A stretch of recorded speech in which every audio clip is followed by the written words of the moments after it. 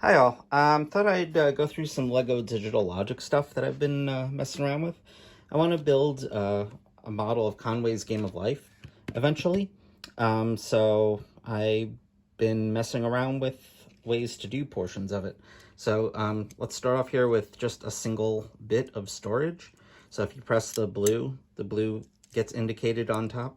If you press the green gets indicated, and if you hit it again, nothing happens. And it's basically just an axle that pushes up on this little pivot. Now, of course, you notice that it doesn't lock it in place. There's no way to tell what's been hit, which is where this design comes in. It's basically got the same thing up here, but it also has this additional locking mechanism on the back and these extra two levers on the bottom. So with this one, you press the lever on the top to set the value. So you can set it to orange or black. If you notice, as I press it, it releases the back so that it can change it, and then it locks it in.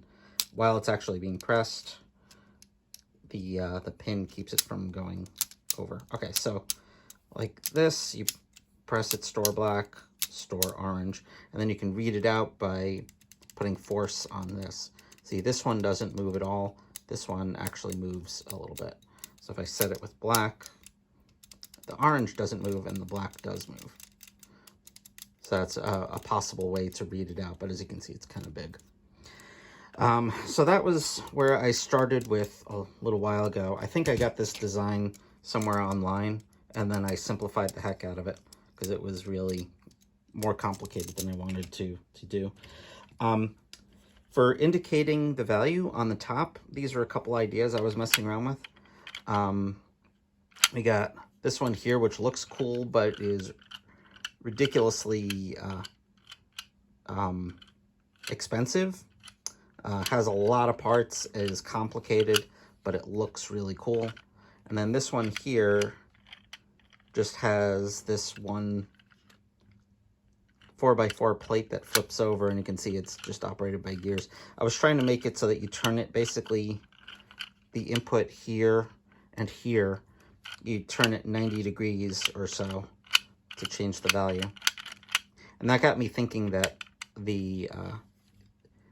I could probably, if I can, fit the entire thing in an 8x8 grid. So it came up with this sort of shape for each of the modules.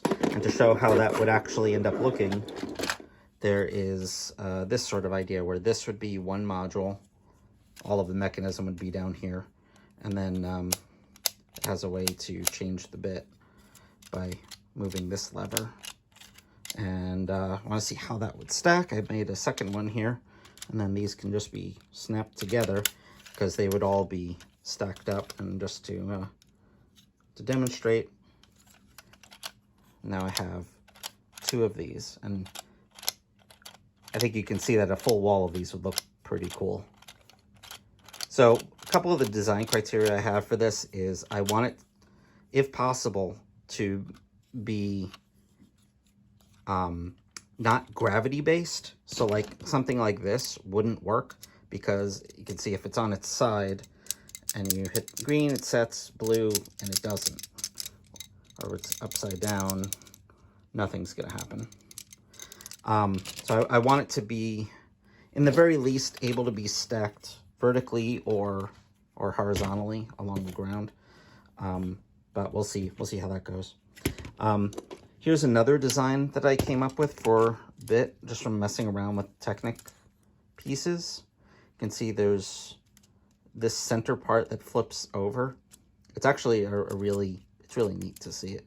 So with this one, if you want to set black, oops, it's a little hard because it requires a lot of force.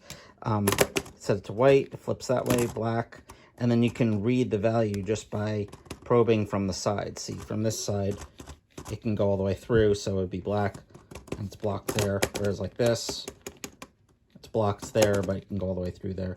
But again, this doesn't really work vertically.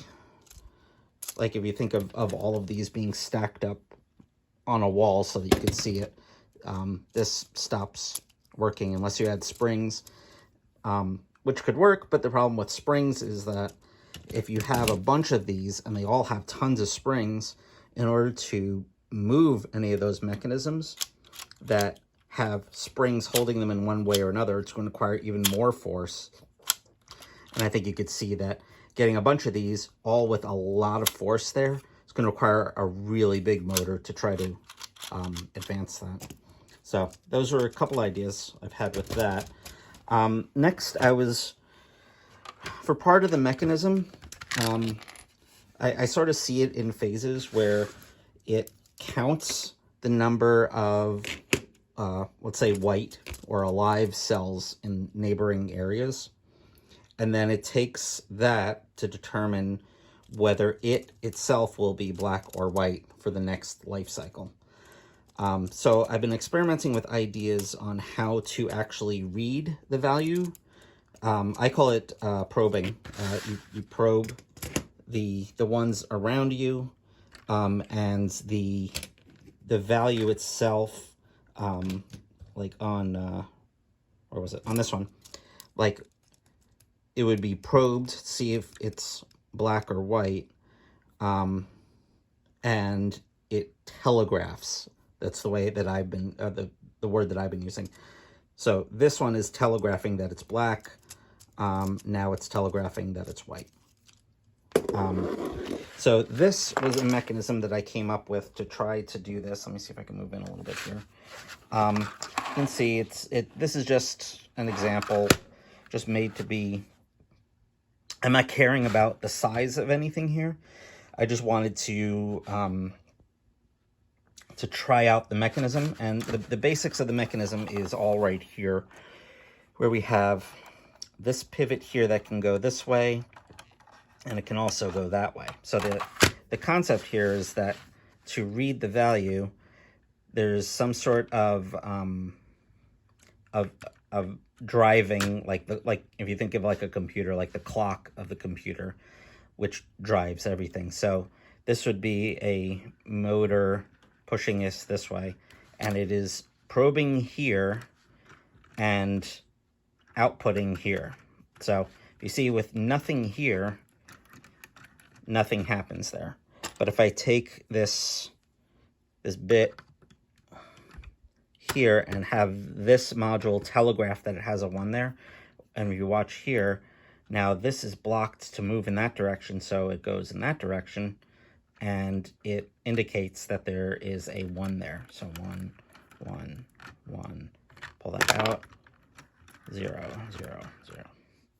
So my thought is that this will advance a counter, and this whole mechanism, there'd be 2 of these per unit, one looking in, let's say, the direct cardinal direction, north, east, south, and west, as well as northeast.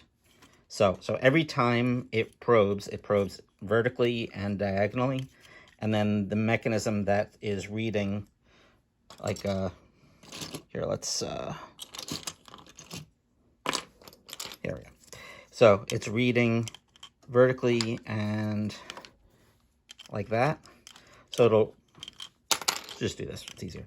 So it'll read this way, probe both of these 2 directions, then the entire mechanism rotates 90, probes in that direction, and as well as down, then rotates another 90. So it does that 4 times to probe in all the directions, and each time there's 2 of these reaching out, 1 straight and 1 diagonal. And the reason I came up with doing them separate rather than just having the entire mechanism rotating 45 is that when you're reading in one direction, it's a different distance that you have to travel than reading in diagonal. I can explain more about that another time.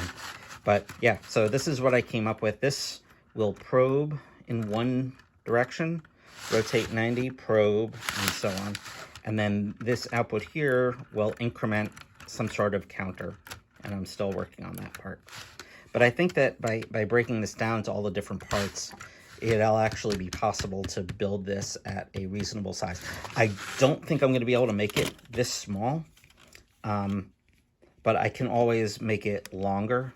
But to have a rotating mechanism in here that encompasses this is probably not going to be possible. But we'll see.